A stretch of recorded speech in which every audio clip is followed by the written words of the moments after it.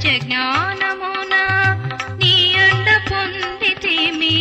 ఆత్మజ్యోతి వెలిగినది, యోగ భాగ్యముందినది.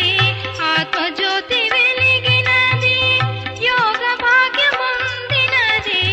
గవ్వతుల్య జీవనం వజ్రతుల్యమాయే నీ సన్నిధిలో మాకు శివ బావా. ఏమని వర్ణింతు, ఏమని పాడుదు శివ బావా.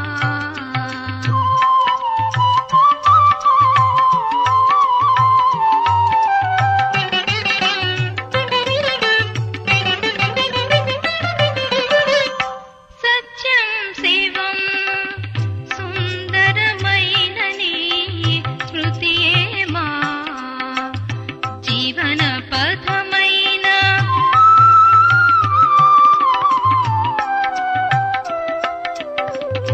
సత్యం శివం సుందరమైన నీ స్మృతియే మా జీవన పథమైన. దివ్య గుణముల ధారణ చేయగా, దివ్య గుణముల ధారణ చేయగా, భాగ్య జీవనము మాకందించిన నీ సన్నిధిలో మాకు శివ బావా. ఏమని వర్ణింతు, ఏమని పాడుదు శివ బావా.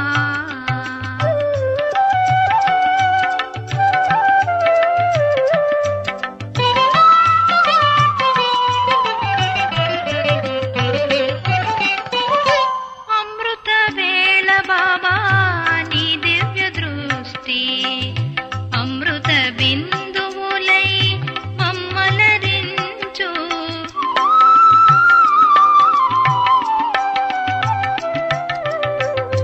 అమృత వేళ బాబా నీ దివ్య దృష్టి, అమృత బిందువులై మమ్మలరించు.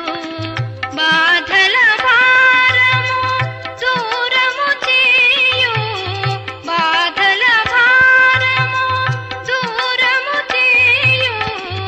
అలసిన ఆత్మలు హాయిని పొందు నీ సన్నిధిలో మాకు శివ బావా.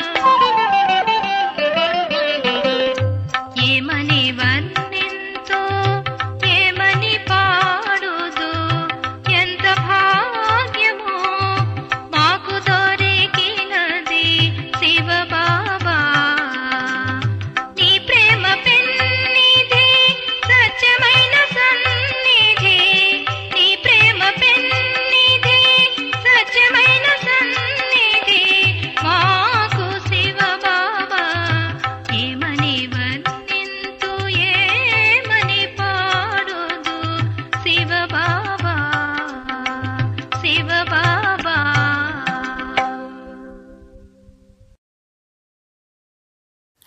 ఓం శాంతి. మధురమైన పిల్లలారా, ఇది అనాదిగా తయారు చేయబడిన డ్రామా. ఇది చాలా బాగా తయారు చేయబడింది. దీని భూత వర్తమాన భవిష్యత్తు పిల్లలైన మీకు బాగా తెలుసు. ప్రశ్న: ఏ ఆకర్షణ వలన ఆత్మలంతా ఆకర్షింపబడి మీ వద్దకు వస్తారు? పవిత్రత మరియు యోగ ఆకర్షణ ఆధారంపై వస్తారు. దీని ద్వారానే మీ వృద్ధి జరుగుతూ ఉంటుంది. పోను పోను తండ్రిని వెంటనే తెలుసుకుంటారు. ఇంతమంది వారసత్వాన్ని తీసుకోవటం చూసి చాలామంది వస్తారు. సమయం ఎంత గడుస్తూ ఉంటుందో అంత మీలో ఆకర్షణ పెరుగుతూ ఉంటుంది. ఓం శాంతి. ఆత్మ అయిన మనము పరంధామం నుండి వచ్చామని ఆత్మీక పిల్లలైన మీకు తెలుసు. ఇది మీ బుద్ధిలో ఉంది కదా. ఎప్పుడైతే ఆత్మలన్నీ వచ్చేసి కొద్దిమంది మాత్రమే మిగిలి ఉంటారో అప్పుడు బాబా వస్తారు. ఇప్పుడు పిల్లలు మీకు ఎవరికైనా అర్థం చేయించడం చాలా సహజము. దూరదేశంలో ఉండే తండ్రి అందరికంటే వెనుక వస్తారు. ఇక కొన్ని ఆత్మలు మాత్రమే అక్కడ మిగిలి ఉంటాయి. ఇప్పటి వరకు కూడా జనాభా వృద్ధి అవుతూనే ఉంది కదా. తండ్రి గురించి ఎవ్వరికీ తెలియకుంటే రచన ఆది మధ్యాంతాలను ఎలా తెలుసుకుంటారు? ఇది బేహద్దు డ్రామా కదా. కావున డ్రామాలోని పాత్రధారులకు ఇది తెలిసి ఉండాలి. హద్దులోని డ్రామాలలో అంటే హద్దులో పాత్రధారులకు కూడా ఫలానా ఫలానా వారికి ఫలానా పాత్ర లభించి ఉందని తెలిసి ఉంటుంది కదా. ఏ విషయం గతించి ఉంటుందో దాని గురించి చిన్న డ్రామాగా తయారు చేస్తారు. భవిష్యత్తు గురించి తయారు చేయలేరు. గడిచిపోయిన దానిని తీసుకొని దానికి ఇంకా కొన్ని కథలను చేర్చి డ్రామాలు తయారు చేస్తారు. దానినే అందరికీ చూపిస్తారు. భవిష్యత్తు గురించి అయితే తెలియనే తెలియదు. ఇప్పుడు తండ్రి వచ్చారని, స్థాపన జరుగుతూ ఉందని, మనము వారసత్వం పొందుకుంటున్నామని మీకు తెలుసు. ఎవరెవరు వస్తూ ఉంటారో వారికి మనము దేవీ దేవతా పదవిని పొందే మార్గాన్ని తెలుపుతాము. ఈ దేవతలు ఇంత శ్రేష్టంగా ఎలా అయ్యారు? ఇది కూడా ఎవరికీ తెలియదు. వాస్తవానికి ఆది సనాతనమైనది దేవీ దేవతా ధర్మము. తమ ధర్మాన్ని మర్చిపోయినప్పుడు మాకు అన్ని ధర్మాలు ఒక్కటే అని అంటారు. బాబా మనల్ని చదివిస్తూ ఉన్నారని ఇప్పుడు పిల్లలు మీకు తెలుసు. తండ్రి ఆదేశానుసారంగానే చిత్రాలు మొదలైనవి తయారు చేయబడతాయి. బాబా దివ్య దృష్టితో చిత్రాలను తయారు చేయించేవారు. కొందరు తమ బుద్ధిశక్తితో కూడా తయారు చేస్తారు. పాత్రధారులే కానీ సృష్టి నాటక రచయిత, దర్శకులు మొదలైన వారి గురించి ఎవ్వరికీ తెలియదని తప్పకుండా వ్రాయాలని పిల్లలకు తెలియచేస్తారు.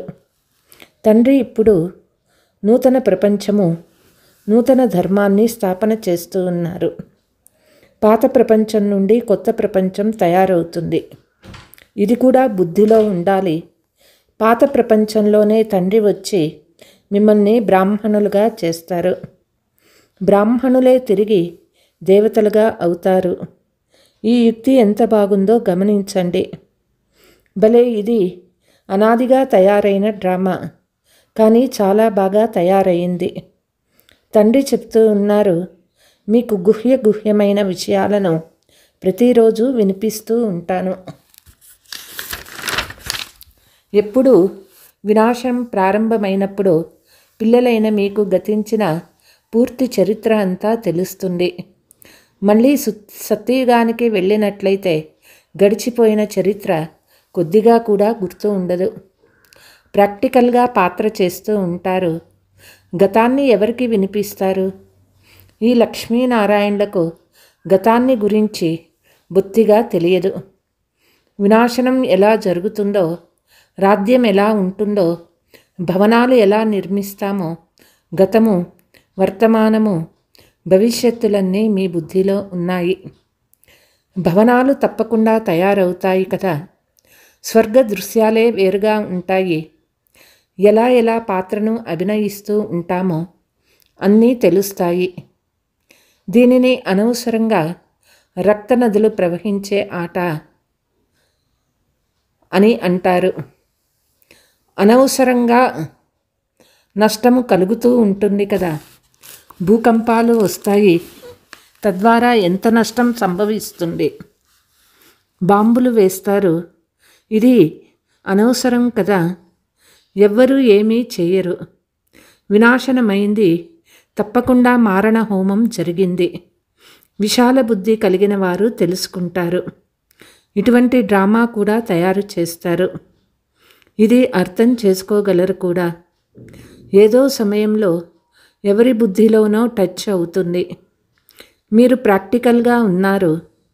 మీరు ఆ రాజధానికి మాలికలుగా కూడా అవుతారు.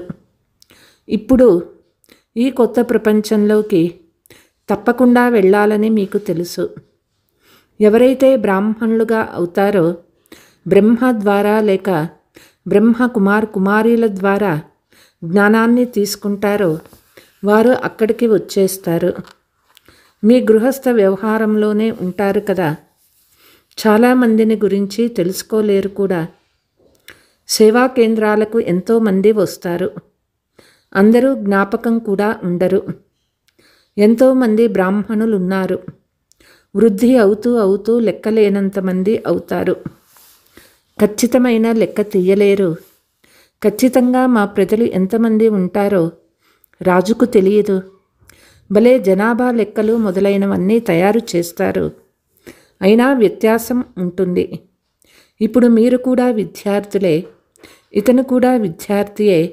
సోదరులందరూ ఒక్క తండ్రినే స్మృతి చెయ్యాలి. బాబా బాబా అని అనమని చిన్నపిల్లలకు కూడా నేర్పించబడుతుంది.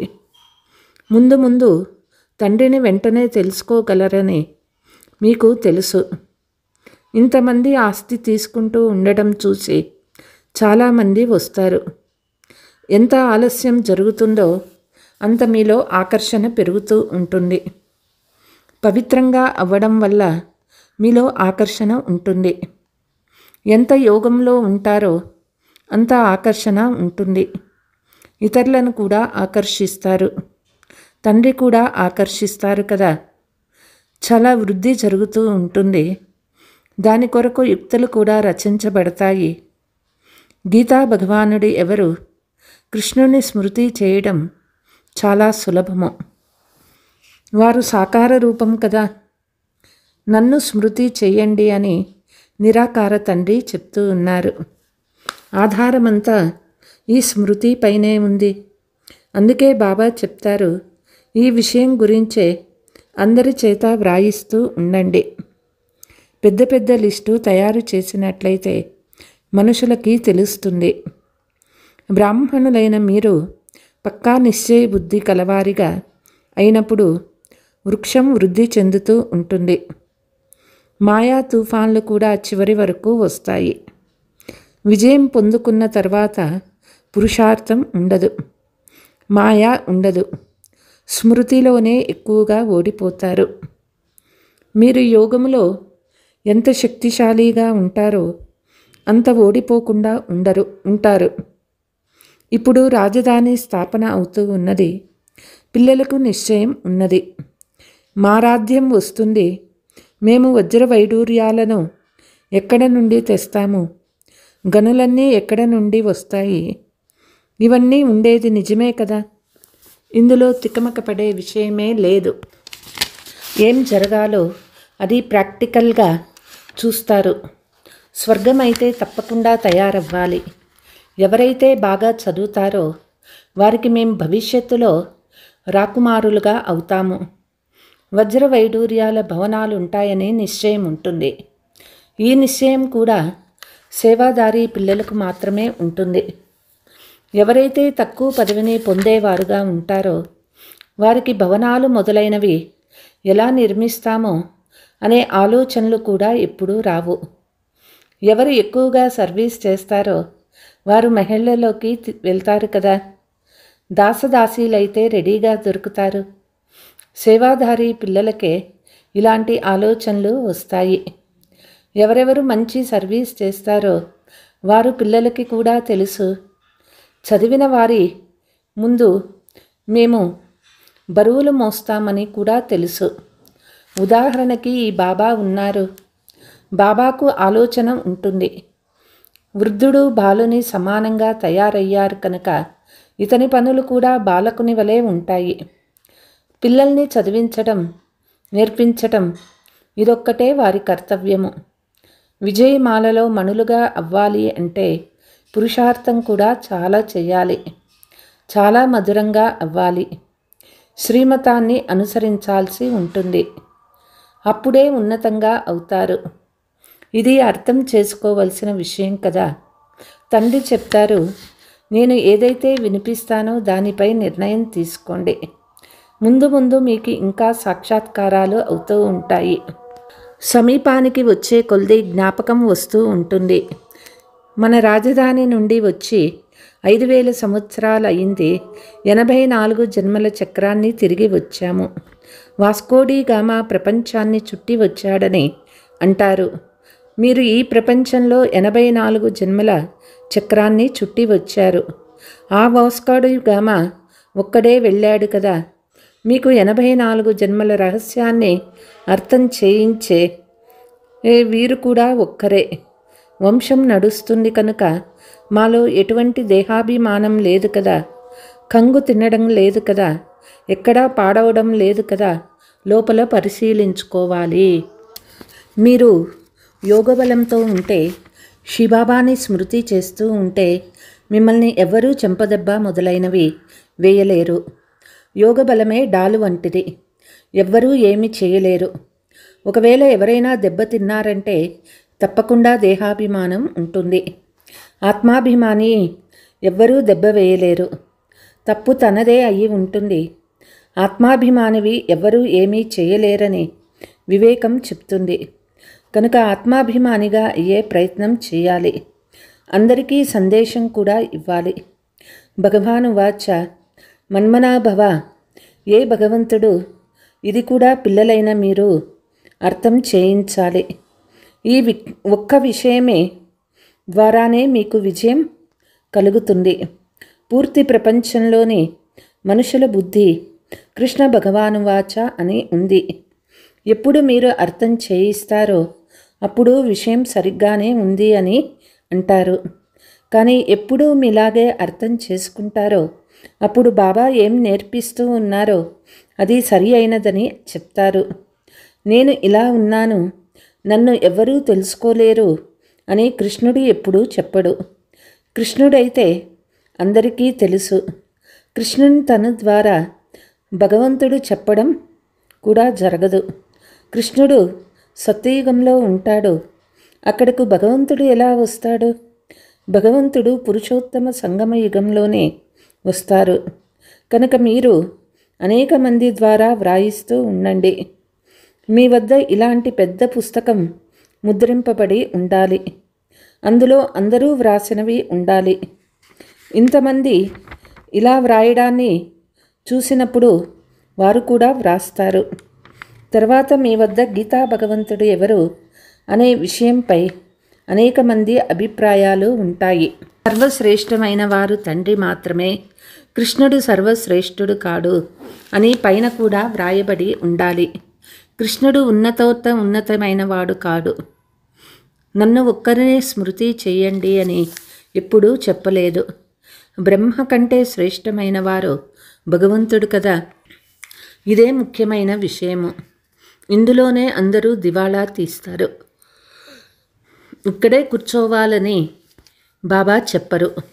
సద్గురువును మీ వారిగా చేసుకున్న తర్వాత మీ ఇంటికి వెళ్ళి ఉండండి. ప్రారంభంలో అయితే మీ బట్టి ఉండేది. శాస్త్రాలలో కూడా బట్టి మాట ఉన్నది. కానీ బట్టి అని దేని అంటారో ఎవరికీ తెలియదు. ఇటుకల బట్టి ఉంటుంది. అందులో కొన్ని పక్కాగా కాలుతాయి, కొన్ని కాలవు. కొన్ని పాడైనవి కూడా ఉంటాయి. ఇక్కడ కూడా చూడండి, బంగారు లేనే లేదు, కానీ రాళ్ళు రప్పలు ఉన్నాయి. పాత వస్తువులకి చాలా విలువ ఉంది. శివబాబాకు దేవతలకు కూడా గౌరవం ఉంది కదా. సత్యయుగంలో విలువ అనే మాట ఉండదు. అక్కడ పురాతన వస్తువులను ఎవ్వరూ కూర్చొని వెతకరు. అక్కడ కడుపులు నిండి సంతుష్టంగా ఉంటారు. వెతకవలసిన అవసరం ఉండదు. మీకు తవ్వవలసినవి అవసరం ఉండదు. ద్వాపరం తర్వాతనే తవ్వడం ప్రారంభిస్తారు. ఇళ్లను నిర్మించినప్పుడు ఏదైనా వెలికి వచ్చినట్లయితే కింద ఏమో ఉంది అని భావిస్తారు. సత్యయుగంలో మీకు ఏ చింత ఉండదు. అక్కడ అంతా బంగారమే బంగారం ఉంటుంది. ఇటుకలు కూడా బంగారువే ఉంటాయి. కల్పక్రితం ఏం జరిగిందో, ఏది నిర్ణయమై ఉందో అదే సాక్షాత్కారం అవుతుంది. ఆత్మల్ని పిలవడం జరుగుతుంది. అది కూడా డ్రామాలో నిర్ణయించబడి ఉంది. ఇందులో తికమక పడే అవసరమే లేదు. ప్రతి క్షణము పాత్ర నడుస్తుంది, మళ్ళీ అదృశ్యమైపోతుంది. ఇది చదువు. భక్తి మార్గంలో అనేక చిత్రాలు ఉన్నాయి. ఈ జ్ఞాన మార్గంలోని చిత్రాలు అన్నీ అర్థసహితమైనవి. అర్థరహితంగా ఏ చిత్రము లేదు. మీరు అర్థం చేయించనంత వరకు ఎవ్వరూ అర్థం చేసుకోలేరు. అర్థం చేయించేవారు బుద్ధివంతుడు, జ్ఞానపూర్ణుడు అయిన తండ్రి ఒక్కరే. ఇప్పుడు మీకు ఈశ్వరీయ మతం లభిస్తుంది. మీరు ఈశ్వరీయ వంశానికి లేక కులానికి చెందినవారు. ఈశ్వరుడు వచ్చి వంశాన్నే స్థాపన చేస్తారు. ఇప్పుడు మీకు రాజ్యం ఏదీ లేదు. ఒకప్పుడు రాజధాని ఉండేది, ఇప్పుడు లేదు. దేవీ దేవతలకు కూడా ధర్మం తప్పకుండా ఉంది. సూర్యవంశీ, చంద్రవంశీ రాజ్యాలు ఉన్నాయి కదా. గీత ద్వారా బ్రాహ్మణ కులం కూడా తయారవుతుంది. సూర్యవంశీ, చంద్రవంశీ కులాలు కూడా తయారవుతాయి. ఎవరెవ్వరూ ఉండరు. పిల్లలు, మీరు సృష్టి ఆది మధ్యాంతాలను తెలుసుకున్నారు. ఇంతకుముందు పెద్ద ప్రళయం జరుగుతుందని భావించేవారు. తర్వాత సాగరంలో రావి ఆకుపై కృష్ణుడు వస్తాడని చూపిస్తారు. మొదటి నెంబర్లో కృష్ణుడు వస్తాడు కదా, కానీ సాగరం మాటేమీ లేదు.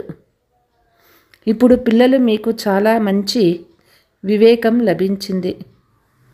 ఎవరైతే ఆత్మీక చదువును బాగా చదువుకుంటారో వారికి సంతోషం కూడా ఉంటుంది. ఎవరైతే బాగా చదువుతారో వారే గౌరవంగా ఉత్తీర్ణులవుతారు.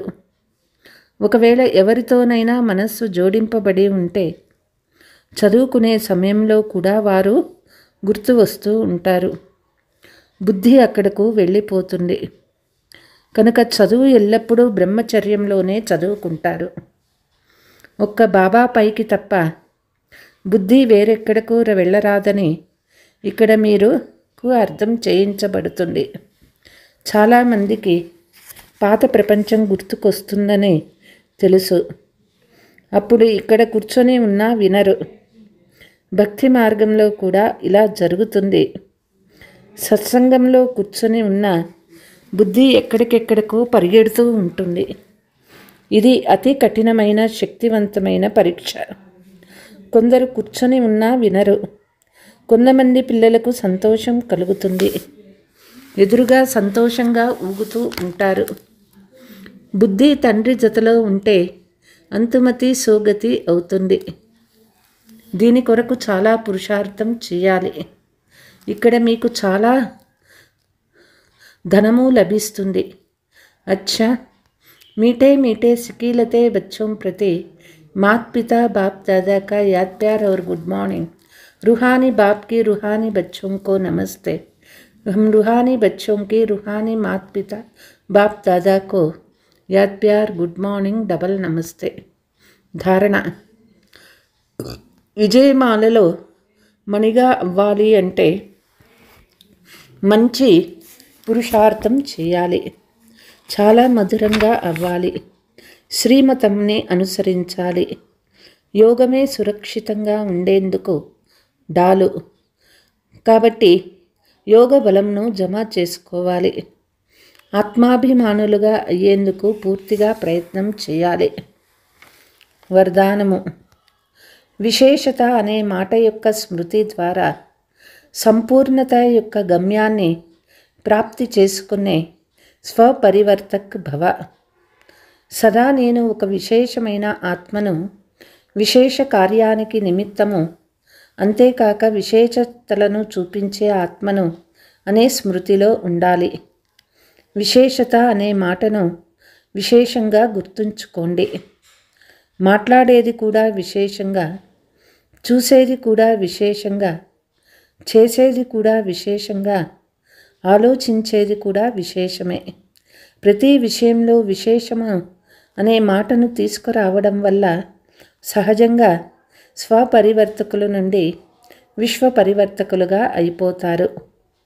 అంతేకాక ఎవరికైతే సంపూర్ణతను ప్రాప్తి చేసుకునే లక్ష్యం ఉందో వారు గమ్యాన్ని కూడా సహజంగానే ప్రాప్తి చేసుకుంటారు. స్లోగన్, విఘ్నాలతో భయపడేందుకు బదులు వాటిని పరీక్షగా భావించి దాటేయండి. అచ్చా, ఓం శాంతి.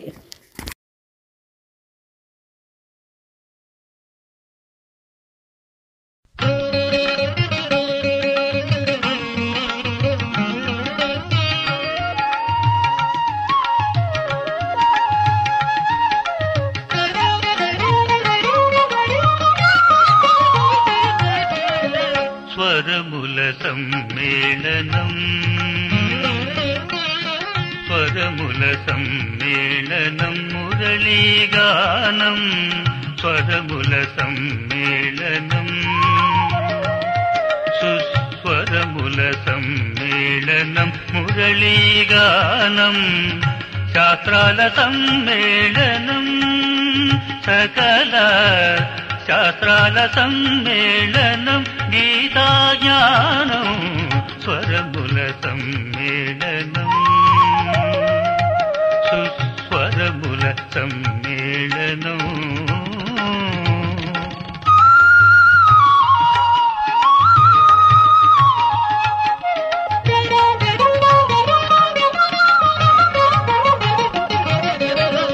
యుగముల సమ్మేళనం కలి సత్య యుగముల సమ్మేళనం సంగమయుగము 16 గిరుల పయనము దివ్య మధువనం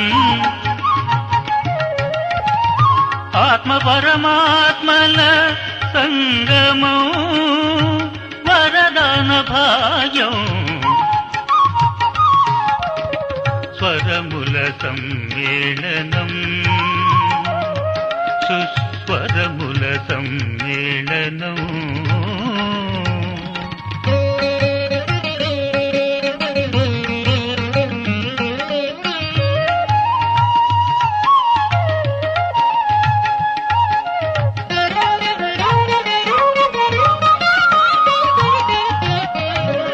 యోగుల సమ్మేళనం రాజయోగుల సమ్మేళనం శాంతివనము జ్ఞాన బిందువుల సమ్మేళనం దైవీ పరివారం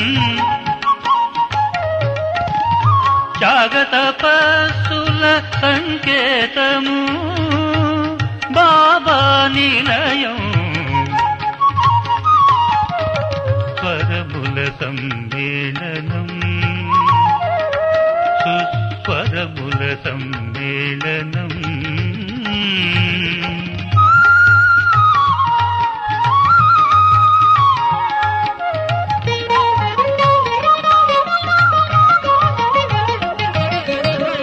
గుణముల సమ్మేళనం దివ్య గుణముల సమ్మేళనం దేవతా ధర్మం శుభభావనల సమ్మేళనం వసుదైక్య భావనం రుద్రయజ్ఞమున యోగుల సమ్మేళనం విశ్వకళ్యాణం స్వరముల సమ్మేళనం